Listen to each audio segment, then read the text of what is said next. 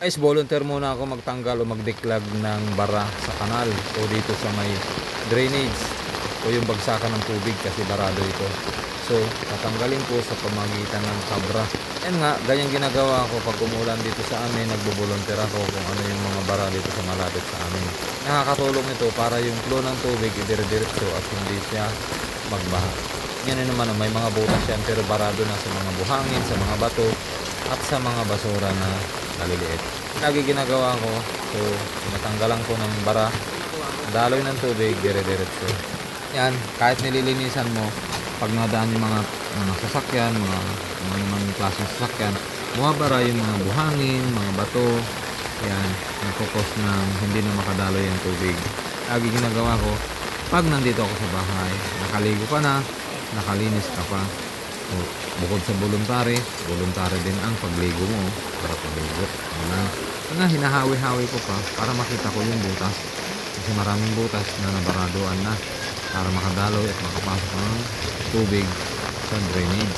Kasi nga pala ang ulan, kaya naligo rin ako sa ulan. Ako na rin ang paglilinis sa paligid, sa drainage at sa malapit sa amin na may bara ang mga drainage.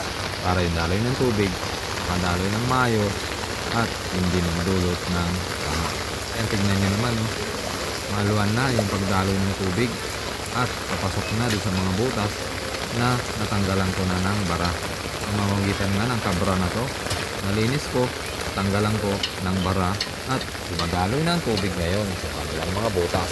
Dati kasi napapansin ko to, bakit sabi ko ba't ang baha o umiikot yung tubig at nahirapan pumasok. Yun, nakita ko na kailangan palang tanggalan ng bara yung mga butas para makadaloy ng maayos ang tubig. Ayan, o, tignan nyo, bumasok na kagad, hindi na nagkaroon ng baha sa kalsada. So ang tubig diretso ngayon dun sa butas na nalinisan ko sa pamagitan ng kabra. Sarap din pala maligo sa ulan, lalong lalo na pag may ginagawa ka na ganito, hindi mo ramdam yung lamig kasi nga mayroon kang ginagawa. Masarap din pala maligo, masarap din pala magtampisaw sa ulan, masarap din talaga bumarina pagka ganitong ulan. Kaya ito, binarinaan ko yung mga butas para makalusot yung tubig. Daloy, papuntang drainage. Tuloy-tuloy na yung daloy ng tubig. Hindi na siya nahirapan. Ano sa totoo lang, lalo sa Metro Manila o karatig lugar.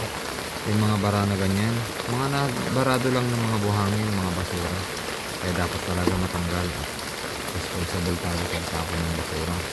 Iwas baha, iwas aberya sa kalsada para makita natin yung mga dinadaanan natin.